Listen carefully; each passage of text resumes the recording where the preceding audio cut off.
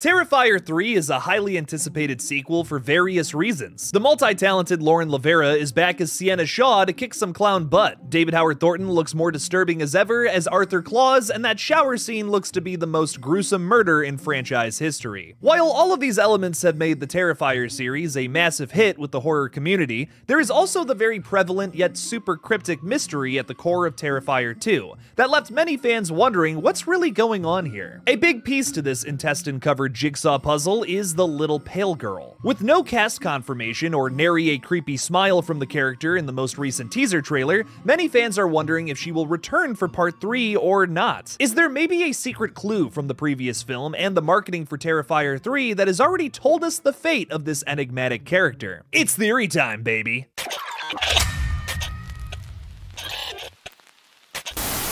Hey everybody, I'm Killjoy Jake, and instead of having friends, I have horror movies. Before we talk about demon clown children, I'd like to first thank the wonderful patrons that continue to support this page. The new membership program has just gone into effect here, where Ghostface tier patrons can check out the exclusive Horror Hot Take series, where I cover horror films suggested by Art the Clown tier members. I'm very grateful to see so many new members in this program's infancy. Thank you to everyone who has already supported the page. If you're interested in becoming a patron, click the Patreon link in the description below, or become a YouTube channel member by clicking the join button on my channel. Thank you all again. Now let's get into the theory.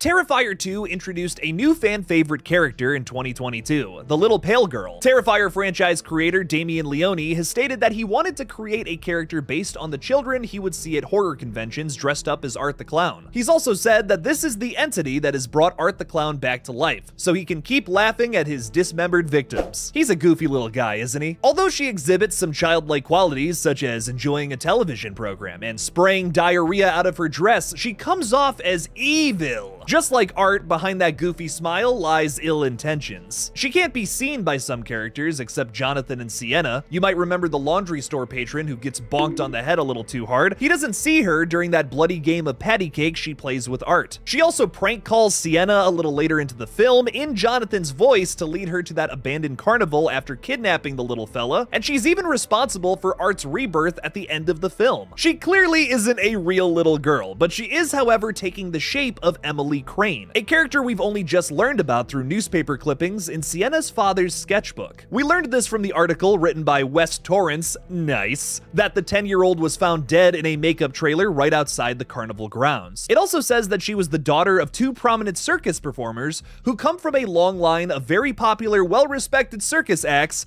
mimes, and similar talents. It even goes on to say that her death may be linked to an ongoing series of murders. If you haven't unmasked this ghost yet, Scooby-Doo, my money is on old Arthur the Mime, I mean clown. We have also met her mother in the first Terrifier film, the Cat Lady, who carries around a baby doll she claims to be her daughter Emily. Does that ring a bell? The Cat Lady has clearly gone mad, likely from the death of her child, which is why she maybe lives in this creepy warehouse? What is the situation there? Like, has the owner not kicked her out?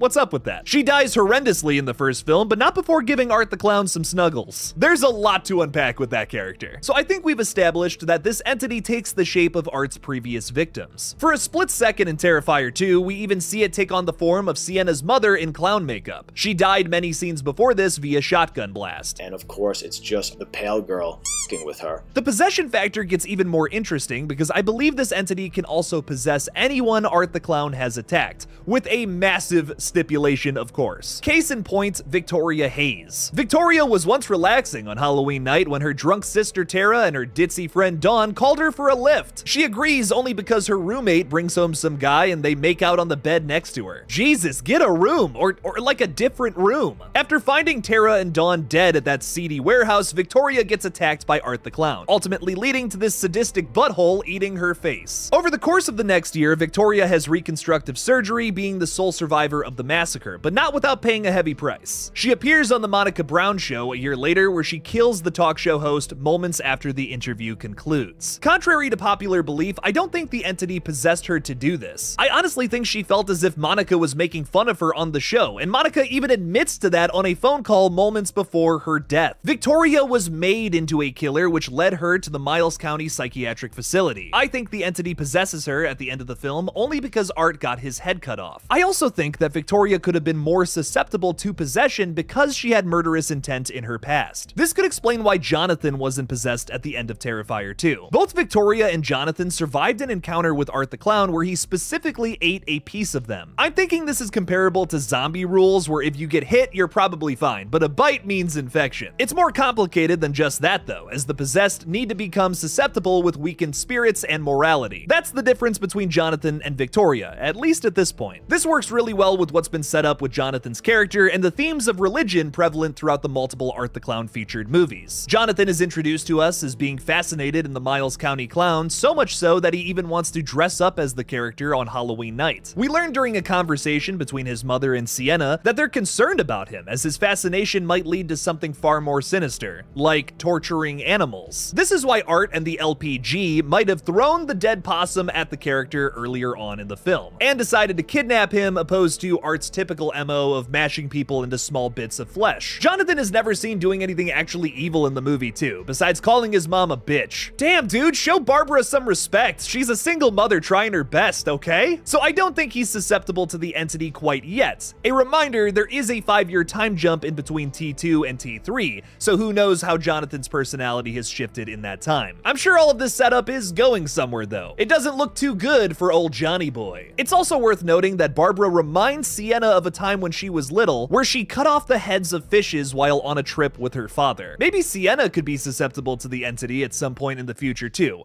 Or maybe this is just set up for the beheading at the end of that film. We'll just have to see. The point here being is that this entity can take on many forms and even possess certain characters. It may even have more powers that we don't even know about quite yet that could be revealed in Terrifier 3. This makes me think that Victoria will serve as the stand-in for the entity in Terrifier 3, and the LPG little pale girl may not even make an appearance. There's a practical reason for this as well, considering that Emily McLean has grown up since she filmed her scenes for T2. It wouldn't really make sense visually if the entity was taking on the shape of a deceased 10-year-old girl played by someone who is clearly much older now. On top of that, this opens up the possibility of having the entity take on the form of other victims, ones we might not have even seen on screen yet. This is where the theory gets good, people. The mystery shrouded around Sienna's father is possibly the most gripping element to the Terrifier mythos so far. Talking with her coked-up boyfriend, Brooke explains that Sienna's dad got a brain tumor, became abusive, started drawing and saying crazy things, and then drove himself into a transformer after a heavy drinking sesh. What we've learned about her father so far is that he liked to draw horror characters. We might have even seen a picture of him in the upcoming Terrifier 3 here, in the form of Jason Patrick. You'll notice all of the scary drawings on the wall in the background. My thoughts here are that this brain tumor was actually Art the Clown, manifesting and growing inside of Sienna's father. I don't think this was random either, as her father might have had an encounter with the entity who likely put the tumor there in the first place. This could be the inciting incident that set this entire franchise into motion. A lot of this is speculation, but if this is the case, we might be able to see the entity take on the form of the Shaw father to psychologically torment Sienna. This could give us some previously unknown exposition on the character and possibly even tell us how he came into contact with the entity in the first place. The tumor thing is a dead giveaway for me after hearing that the original ending for Terrifier 2 had to be changed. Originally, Victoria Hayes wasn't going to give birth to Art's head. He was going to break out from the back of her skull. This was changed as James Wan's Malignant featured the exact same twist. Apologies if I just spoiled that. If you haven't seen that film, oh my god, put it on your watch list. It is criminally underrated and from 2021, which is 3 years ago now. I really have no remorse spoiling it, sorry not sorry. I'm thinking the same thing happened to Sienna's father, which led to him seeking death. He was likely too late, which is why the clown is still running around Miles County to this day. All of the religious subtext of All Hallows Eve and Terrifier 2 makes me think that this is a demonic entity as well. This is why I think the morality factor will come into play here more for part 3. Will Jonathan or any other new characters get possessed by the entity in this next chapter? I'm excited to see how the story expands here during a really crappy Christmas. This means we might not see the little pale girl in part 3, which I have to admit bums me out a bit. If he does make a third part of Terrifier, I hope you're in it. Yeah, me too.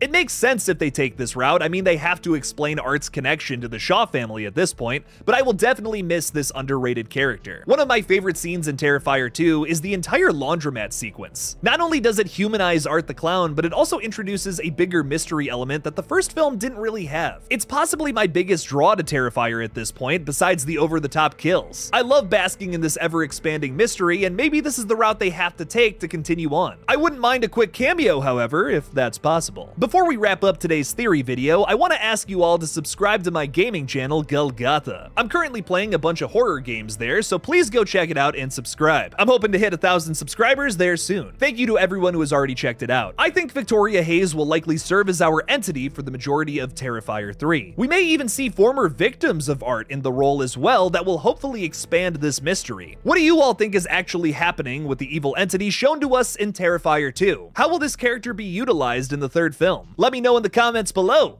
Thank you all again for watching, and as always, don't forget to kill it out there, y'all.